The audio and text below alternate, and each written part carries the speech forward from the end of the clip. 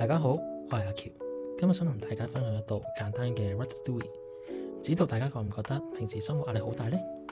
無論係工作、學業、感情，定抑或喺其他方面，都好似遇到好大嘅挑戰。坦白講，我都遇到過類似嘅低谷。大約喺幾年前，小弟做緊一份唔太 enjoy 嘅工作，承受住唔少嘅壓力，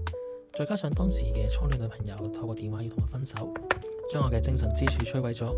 跌入咗當時嘅人生低谷，嚴重影響咗日常生活，甚至對身邊嘅一切事物都毫無興趣，提唔起勁。後來更加確診患有抑鬱症。一開始我係唔願意接受自己有抑鬱症，因為我唔能夠容許自己唔完美，又或者有缺陷。更重要嘅係，我唔知道點樣去面對我自己同埋其他人，令到病情初期一路封閉咗自己，喺其他面前扮作冇事，戴上咗面具，甚至相信上帝唔愛自己啦。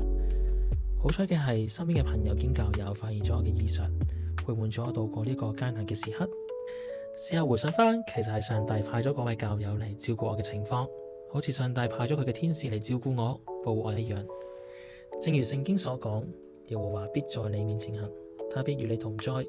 必不撇下你，也不丟棄你。經過咗一段長時間嘅康復，情況有所好轉，開始接受自己，重拾生活。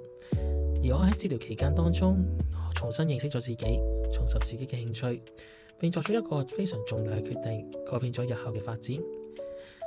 希望嚟緊分享嘅經歷都可以陪伴大家走過崎嶇曲折嘅路。